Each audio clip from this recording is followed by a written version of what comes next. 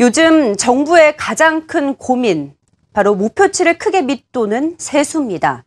경기 회복이 더딘 게 가장 큰 이유인데 정부가 부족한 세수를 만회하기 위해 2차 추경 편성 카드를 꺼내들지 관심이 커지고 있습니다. 신선미 기자가 취재했습니다. 정부의 세수 확보에 비상이 걸렸습니다. 올 들어 4월까지 거친 세수는 73조 6천억 원 규모, 지난해 같은 기간보다 9조 4천억 원이 줄었습니다.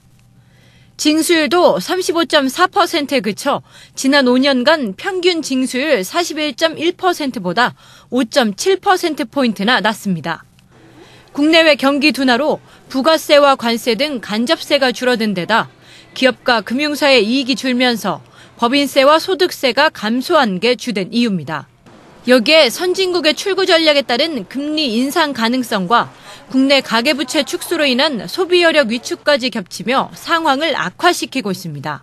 현재 확보하는 데 상당한 어려움이 있을 것으로 보고 있습니다. 국세청은 기획재정부가 정확한 연간 세수를 전망할 수 있도록 긴밀한 실무 협의를 추진하겠다고 밝혀 조만간 세수 전망에 대한 재검토가 있을 것임을 시사했습니다.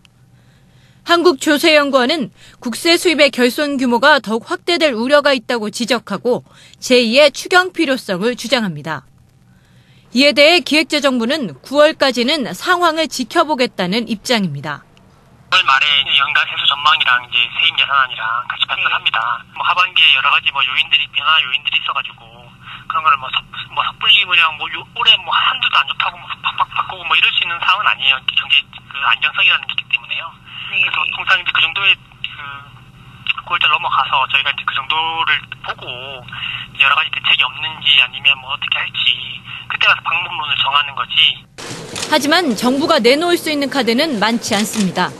연간 세수 목표를 낮추거나 2차 추경 예산안을 내놓는 게 그것입니다. 우선 세수 목표를 낮출 경우 예정된 재정 집행을 줄이거나 공약 이행을 연기할 수밖에 없습니다. 이 경우 경기 활성화는 늦어지게 되고 2.7% 성장률 달성도 사실상 힘들어집니다. 2차 추경 편성을 할 경우 추가 국채 발행에 따른 재정 건전성 악화를 감수해야 합니다. 이미 올 상반기 국채 발행액은 71조 8,503억 원으로 사상 최고치를 기록한 바 있습니다.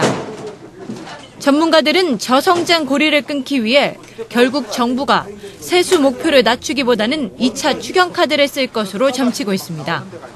이미 지난 5월 국회에서 2차 추경을 할 수 있는 길을 열어놓은 점도 이 같은 관측에 힘을 실어줍니다.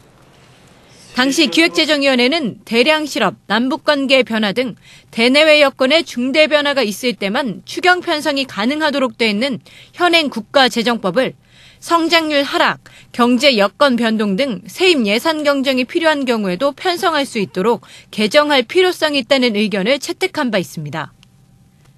하지만 IMF 외환위기 때에 이어 두 번째 2차 추경 편성이라는 극한 상황까지 내몰리길 원치 않는 정부는 그저 경기가 살아나 세수가 잘 거치기만을 애타게 바라고 있습니다. 한국경제TV 신선미입니다.